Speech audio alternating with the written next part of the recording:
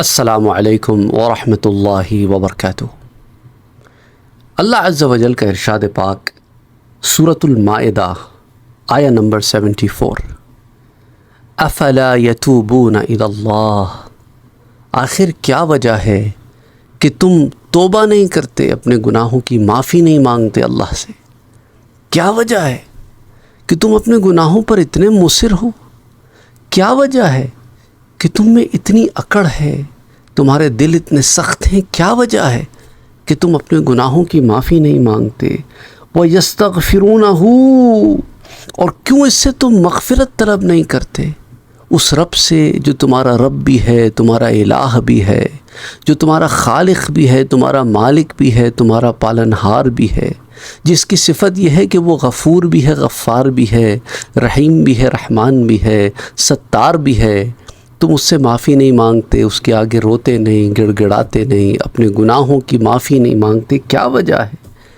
واللہ غفور الرحیم، اور بے شک اللہ جو ہے وہ بخشنے والا بھی ہے اور مہربان بھی ہے۔ اور بخشنے والے اور مہربان کی صفت جب ملا دی جاتی ہے تو معنی یہ ہوتا ہے کہ وہ نہ صرف بخش دیتا ہے کہ تمہارے گناہوں کو معاف کر دے، بلکہ پھر تمہیں نوازتا بھی ہے۔ عام طور پر جب لوگ معافی مانگتے ہیں تو وہ ایکسپیکٹ کرتے ہیں کہ انہیں بس معاف کر دیا جائے گا، لیکن اللہ کی یہ شان ہے کہ جب وہ کسی کو معاف کرتا ہے تو نوازتا ہے، جب وہ بخش دیتا ہے تو جنتوں میں داخل کرتا ہے، تو اس کی شان ہے۔ اور اللہ فرماتا ہے اس آیہ مبارکہ سے قبل، لقد کفر الذین، ان لوگوں نے کفر کیا جنہوں نے یہ کہا، قالو، کیا کہا، ان اللہ ثالث ثلاثہ، کہ اللہ تین میں ایک ہے۔ یہ عیسائیوں کا تثلیث کا عقیدہ ہے کہ وہ Father, the Son and the Holy Ghost, کہ باپ، بیٹا اور روح، ہولی گوسٹ۔ ان کے پاس کانسیپٹ یہ ہے کہ معاذ اللہ، استغفر اللہ العظیم، خدا کو باپ، عیسیٰ علیہ السلام کو اس کا بیٹا، اور ہولی گوسٹ جبرائیل علیہ السلام کو یا اس اسپرٹ کو کہتے ہیں، جو عیسیٰ علیہ السلام کے اس دنیا سے جانے کے بعد رہتی ہے۔ whatever is their strange concept۔ تو اللہ کہتا ہے ان لوگوں نے کفر کیا جنہوں نے یہ عقیدہ رکھا، وَمَا مِنْ إِلَٰهٍ إِلَّا، تمہارا کوئی الہ نہیں ہے سوائے الہ واحد، ایک خدائے بزرگ و برتر کے، ایک اللہ کے۔ وَإِن لَّمْ يَنْتَهُوا عَمَّا يَقُولُونَ لَيَمَسَّنَّ الَّذِينَ كَفَرُوا مِنْهُمْ عَذَابٌ أَلِيمٌ۔ تو اللہ فرماتا ہے اگر یہ لوگ اس سے باز نہ آئے جو یہ کہہ رہے ہیں، وَإِن لَّمْ يَنْتَهُوا، اگر انہوں نے اس کو ختم نہ کیا، اس سے باز نہ آئے، انتہا نہ کی، جو یہ کہتے ہیں عما یقولون لَيَمَسَّنَّ الَّذِينَ كَفَرُوا مِنْهُمْ، تو ان لوگوں میں سے وہ لوگ جنہوں نے کفر کیا اور کر رہے ہیں، یہ کافر ہیں، تو جب انہوں نے کفر کیا اور اللہ کی آیات کو جھٹلایا تو ان کے لیے کیا ہے؟ عذاب علیم، ان کے لیے بہت دردناک عذاب ہے۔ تو آیہ نمبر 74 میں نے آپ سے پہلے ذکر کی تھی، آیہ نمبر 73 ہے۔ آیہ نمبر 75 میں اللہ فرماتا ہے مَا الْمَسِيحُ ابْنُ مَرْيَمَ إِلَّا رَسُولٌ، مسیح ابن مریم، حضرت عیسیٰ علیہ السلام کی نسبت مریم علیہ السلام کی طرف ہے۔ تم نے نسبت ہی بدل دی۔ یہ تو اللہ کی طرف سے ایک معجزہ تھا کہ بن باپ کے پیدا کر دیا، تو بن باپ کے پیدا کر دیا تو تم نے معاذ اللہ خدا کا بیٹا بنا دیا، تو آدم کے تو نہ ماں تھی نہ باپ، تو آدم کو کیا بناؤ گے تم؟ اس کا جواب بھی قرآن نے دیا کہ آدم اور عیسیٰ کے مثل اللہ کے ہاں ایک سی ہے، کہ دونوں بشر ہیں، دونوں انسان ہیں۔ ہاں نبوت سے سرفراز کیا تو امتیاز دے دیا، پر ہے تو انسان۔ تو مسیح ابن مریم کیا ہے؟ اللہ رسول، صرف اللہ کے رسول ہیں وہ۔ قد خلت من قبلہ الرسل، اور ان سے پہلے بھی رسول گزر چکے ہیں، کوئی نئی بات تو نہیں تھی تمہارے لیے کہ تم نے معاذ اللہ ایک چیز گھڑ لی ہے۔ وَأُمُّهُ صَدِّيقَةٌ، اور ان کی جو ماں ہے وہ سچی ہے، صدیقہ ہے۔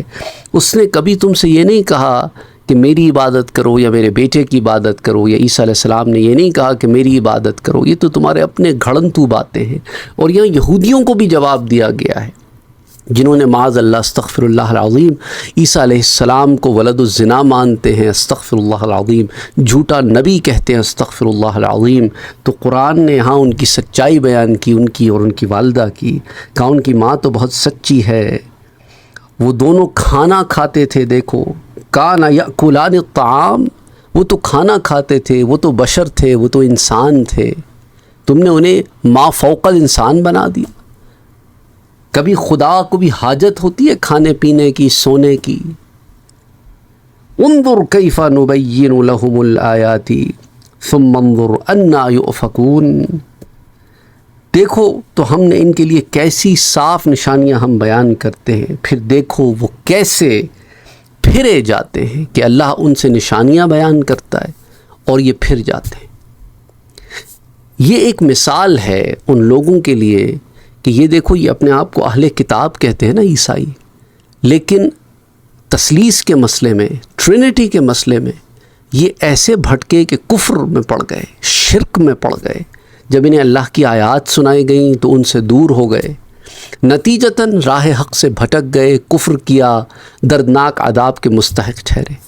تو سوچو ان کا کیا، جن کی اہل کتاب ہونے کا ثبوت بھی کوئی نہیں ہے۔ حالانکہ کچھ لوگ جو ہیں وہ انڈیا میں، میرے پاس آج بھی ایک ای میل آیا تھا کہ ایک شخص ہے انڈیا میں، وہ اس بات کو بڑے ثابت کرنے کی کوشش کر رہا ہے کہ ہندوؤں کی جو کتابیں ہیں وہ بھی آسمانی کتابیں ہیں۔ اس کے پاس، ہمارے پاس کوئی دلیل نہیں ہے، نہ قرآن میں نہ حدیث میں۔ ہاں، یہ اللہ نے فرمایا کہ ہم نے ہر قوم میں رسول بھیجے ہیں، نبی بھیجے ہیں، یہ بات تو ہے، تو ان میں بھی کوئی نہ کوئی نبی اور رسول آیا ہوگا۔ اگر نہ آتا تو انہیں ایک خدائے واحد کی پہچان کیسے ہوتی؟ آپ ان کے وید اٹھا کے دیکھیں، اس میں ایک خدا کا ذکر ہے، ایک خدا کی پرستش کا انہیں حکم دیا گیا ہے۔ ہو سکتا ہے کہ ان کے پاس بھی کوئی صحیفہ آیا ہو، کوئی اللہ کا نبی آیا ہو، لیکن یہ ضروری تو نہیں کہ یہ وید اس نبی پر اترے ہوں۔ ہو سکتا ہے اس نبی کے بعد اس کے ماننے والوں نے ان تعلیمات کو کسی کتابی شکل میں مرتب کیا ہو۔ اللہ بہتر جانتا ہے، اس لیے ہم تحقیق کے ساتھ نہیں کہہ سکتے۔ ہاں، یہ بات تو مسلم ہے کہ اللہ کی وحدانیت کا علم تو وحی کے ذریعے ہی ہوگا۔ اب آپ دیکھیں، کہیں پر بھی چلے جائیں، آپ کو ایک واحد خدا کی عبادت کرتے، ایک اللہ کی عبادت کرتے ہوئے لوگ جب نظر آئیں تو یقیناً ان تک یہ علم کسی نہ کسی ذریعے سے پہنچا ہے۔ تو بہرحال وہ لوگ اس چکر میں لگے ہوئے ہیں، پتہ نہیں کیوں، بجائے اس کے کہ ان لوگوں کو اس دین حق کی طرف دعوت دے کہ دیکھو تمہاری اپنی کتابوں میں بھی ایک خدا کی عبادت کا ذکر ہے، اس ایک خدا کی طرف ہم تمہیں بلاتے ہیں، اور تم کئی سینکڑوں خدا جوڑ کے بیٹھے ہو، ان کی پرستش کر رہے ہو، کفر کر رہے ہو۔ یہاں اہل کتاب ہوتے ہوئے عیسائیوں کو اللہ دردناک عذاب کی خوشخبری دے رہا ہے، تو سوچو جن کے کروڑوں دیوتا ہوں ان کا کیا حال ہوگا۔ عیسیٰ علیہ السلام تو زمین پہ چلتے پھرتے انسان تھے، بی بی مریم بھی چلتی پھرتی انسان تھیں، تم تو جن کو مان رہے ہو ان کی خبر ہی کوئی نہیں کہ وہ تھے بھی کہ نہیں تھے، کوئی ثبوت ہی نہیں ہے کہ وہ کبھی ایگزسٹ بھی کرتے تھے کہ نہیں۔ کس نے دیکھا ہے کہ آدھا دھڑا اس ہاتھی کا آدھا انسان کا؟ کس نے دیکھا ہے کہ کس نے لنکا کو جلایا؟ کون جانتا ہے کہ بندر نے اپنی پونچھ سے آگ لگا دی؟ کون؟ یہ لوگ ایگزسٹ کرتے تھے، کوئی اس کے اوپر ثبوت نہیں ہے۔ بس جیسے گریک مائتھولوجیز تھیں، انہوں نے کئی خدا بنا رکھے تھے، زوس مثال کے طور پہ۔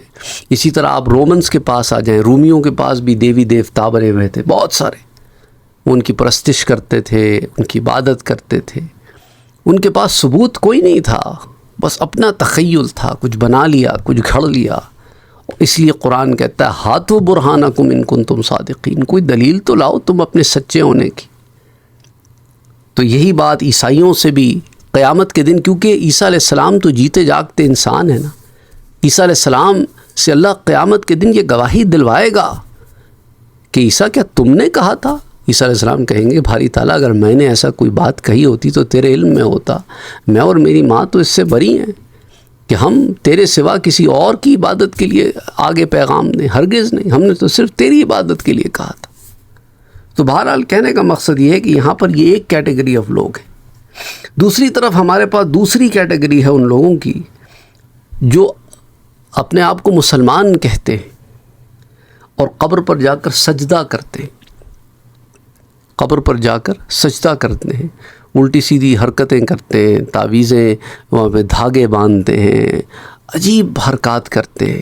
آئیے اس کے ضمن میں آپ کو بتاتا چلوں کہ حضور صلی اللہ علیہ وآلہ وسلم نے جو ارشاد فرمایا کہ لو کنتو، اگر میں آمرن، اگر حکم دیتا، احدن ان یسجد، کسی کو حکم دیتا کہ کسی کو سجدہ کرے، تو میں عورت کو حکم دیتا کہ اپنے شوہر کو سجدہ کرے۔ ترمذی شریف کی روایت ہے، لیکن حکم نہیں دیا، وہ حکم بھی نہیں دیا، کیونکہ سجدہ تو صرف اللہ عز و جل کی ذات کو ہے۔ تو اس حدیث پاک پہ جو تفصیلات مرقات المفاتیح جلد 6 صفحہ 401 پر آتے ہیں کہ اگر مخلوق میں کسی کو سجدہ تعظیمی کرنے کی اجازت ہوتی، عبادت نہیں ہے، تعظیمی کا ذکر ہے، تو عورت کو حکم دیا جاتا کہ وہ اپنے شوہر کو سجدہ کرے، کیونکہ بیوی پر شوہر کی کثیر حقوق ہیں جن کی ادائیگی سے وہ عاجز ہے۔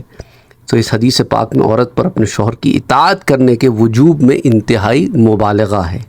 اور دوسرا کہ اللہ پاک کے علاوہ کسی کو سجدہ کرنا حلال نہیں ہے، کیونکہ اگر آ گیا نا، اف آ گئے، کنڈیشن آ گئی، اور وہ کنڈیشن بھی فلفل نہیں ہوئی، آگے نیگیشن بھی آ گئی، تو اب غیر خدا کو سجدہ کرنے کا جو حکم ہے اس میں 2 قسمیں ہیں۔ ایک سجدہ عبادت ہے، یہ صرف اللہ کے لیے ہو سکتا ہے، صرف اللہ کو کیا جا سکتا ہے، اس کے علاوہ کبھی بھی کسی کے لیے یہ جائز رہا ہی نہیں۔ اگر کوئی کرتا رہا تو وہ شرک کرتا رہا، کفر کرتا رہا۔ دوسرا رہا سجدہ تعظیمی، تو یہ پہلی امتوں میں جائز تھا یا دوسری مخلوق میں جائز رہا کہ فرشتوں کو حکم دیا کہ آدم کو سجدہ کرو، لیکن حضور اکرم صلی اللہ علیہ وآلہ وسلم نے اس سے بھی منع فرما دیا اور فرمایا کہ اگر اس کی اجازت کسی کو ہوتی سجدہ تعظیمی کی تو عورت کو ہوتی کہ شوہر کو کرے۔ تو یہ تفصیلات فیض القدیر کی جلد 5 صفحہ 419 حدیث 7481 کے تحت آتی ہیں۔ مزید برآں فتاوی ہندیہ میں ہے، جس نے کسی حاکم کو بطور تعظیم سجدہ کیا وہ کافر تو نہ ہوا پر وہ گناہ کبیرہ کا مرتکب ضرور ہو گیا، اور اگر اس نے یہ سجدہ بطور عبادت کیا تو پھر کافر ہو گیا، جیسا کہ جواہر الاخلاقی میں آتا ہے۔ تو فتاوی ہندیہ جلد 5 صفحہ 368-369۔ اب آ جائیں فتاوی رضویہ کی طرف۔ اس میں اعلیٰ حضرت کیا فرماتے ہیں کہ غیر خدا کو سجدہ عبادت شرک ہے، سجدہ تعظیمی شرک نہیں مگر حرام ہے، گناہ کبیرہ ہے، متواتر حدیثیں اور متواتر نصوص فقیہہ سے اس کی حرمت ثابت ہے، یعنی حرام قطعی ہے۔ اور ہم نے اپنے فتاوی میں اس کی تحریم یعنی حرام ہونے پر 40 حدیثیں روایت کی ہیں، اور نصوص فقیہہ کی تو گنتی ہی نہیں کہ کتنے ہیں۔ فتاوی عجیزیہ میں ہے کہ اس کی حرمت پر اجماع امت ہے، فتاوی رضویہ جلد نمبر 22 صفحہ 565۔